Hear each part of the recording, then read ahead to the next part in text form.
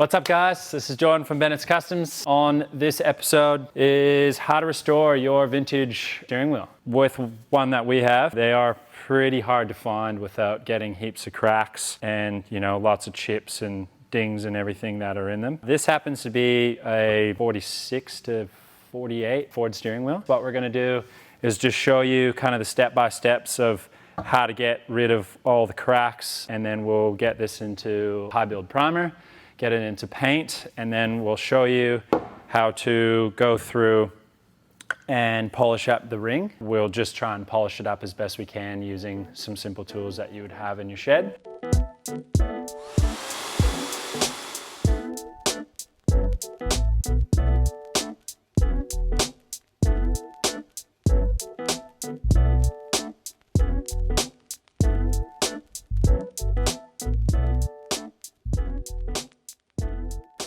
All right, so we've got the steering wheel out of the blast cabinet. I just basically wanted to try and get the surface rust off the inner horn structure and also the back of it as well. But what we're gonna do is actually use a little Dremel bit and we're just gonna, or carbide bit, I believe they're called. And we're just gonna actually follow where these cracks are and we're just gonna dig these out a little bit just to give a bit more of an area to put the filler in. And then after that, we'll apply the filler, sand, repeat. So let's get into it now.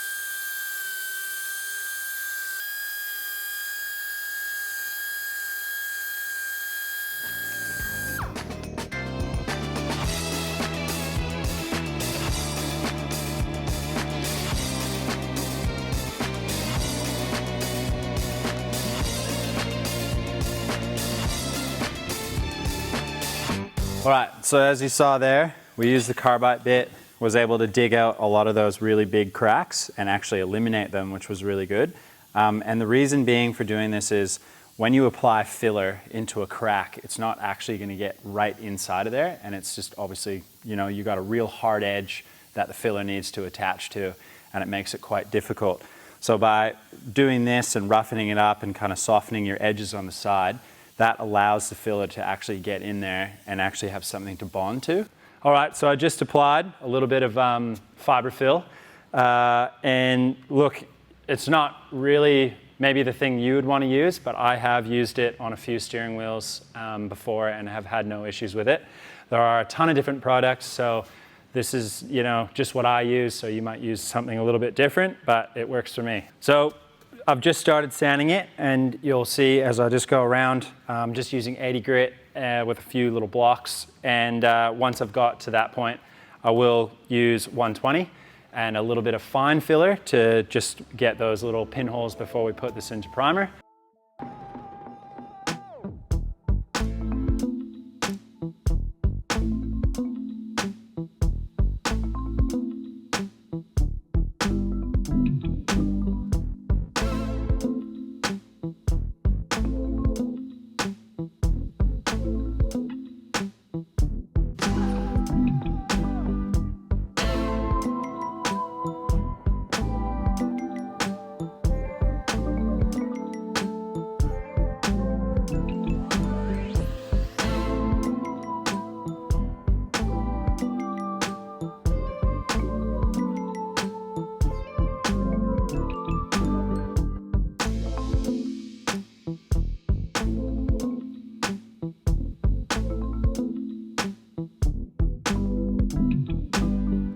Right, so we just got it out of the booth. I just put 2 coats of high build down on this, and as you saw, just did a light coat of guide coat.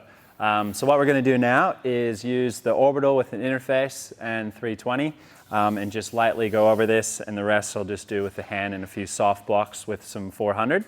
Once we get that done, I'll probably just give it one more coat of guide coat with a light sand of 400 or 500 grit. And then we will get this prepped for paint.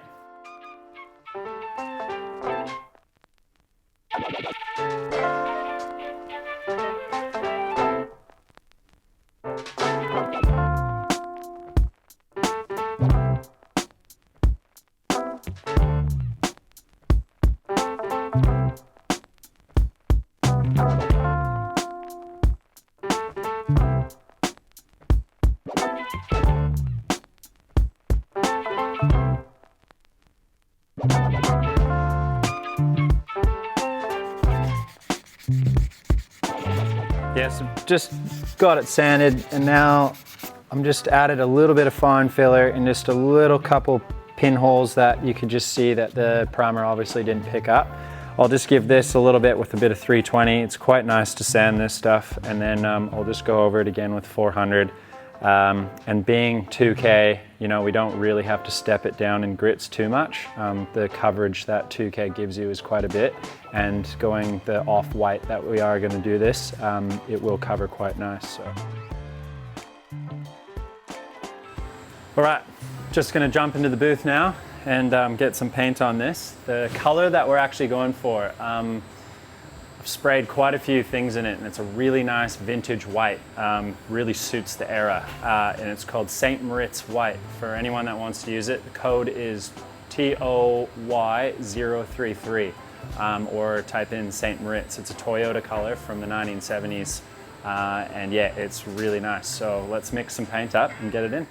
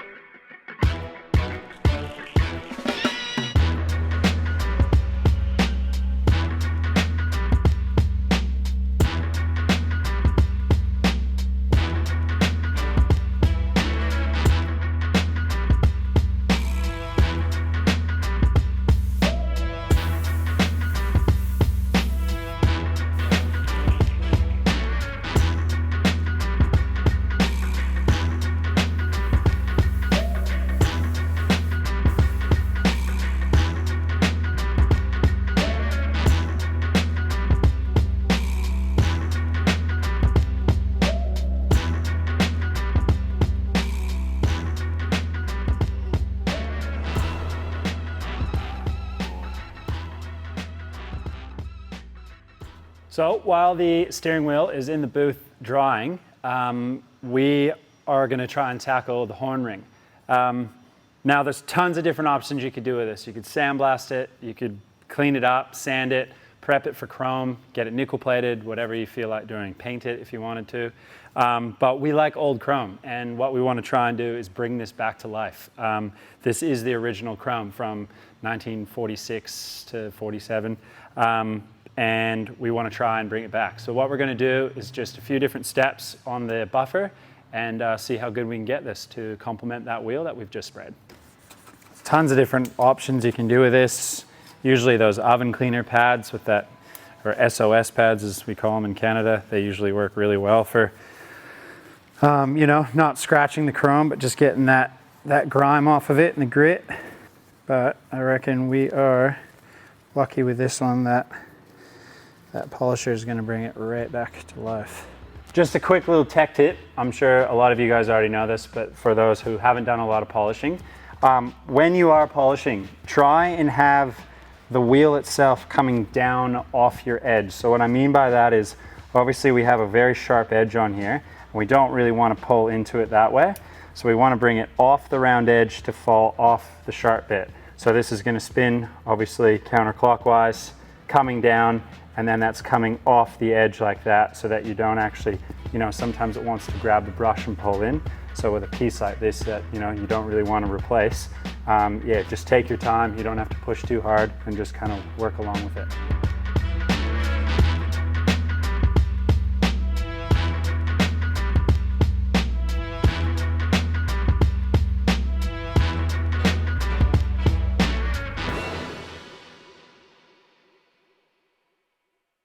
So steering wheel is out of the booth, the polishing of the horn ring is done, and we've actually just pressed the horn button in as well. Wow.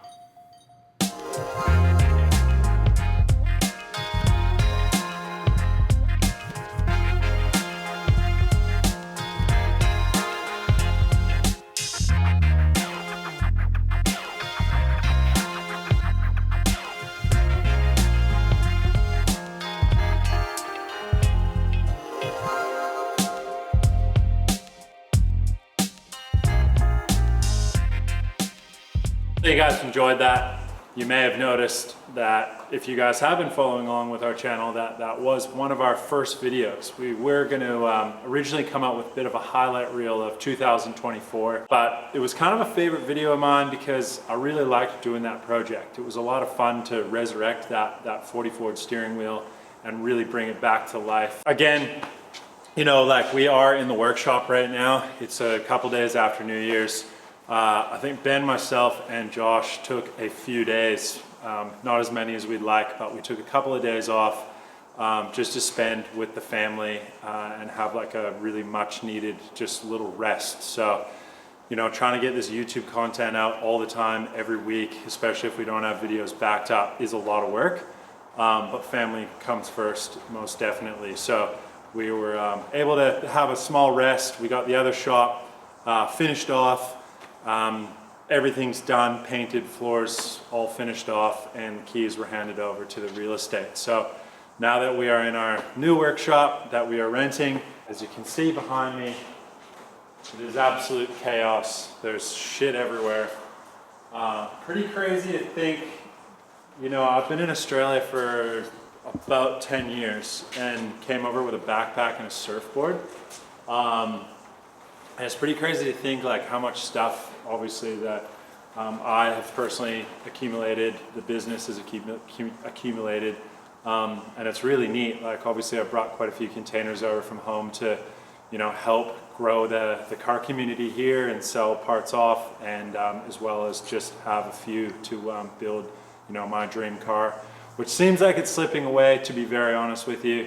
I'm about this close to having to sell it, but I'm really hoping that doesn't have to happen. But it's also insane to just realize how much crap we have. So I think we're going to try and thin out the herd a little bit with some parts, so you'll keep your eyes peeled for that. But yeah, in the next video we'll basically be trying to set this workshop up and getting your guys' input. Right now I'm like scratching my head. I've moved the fab table around about 15 times.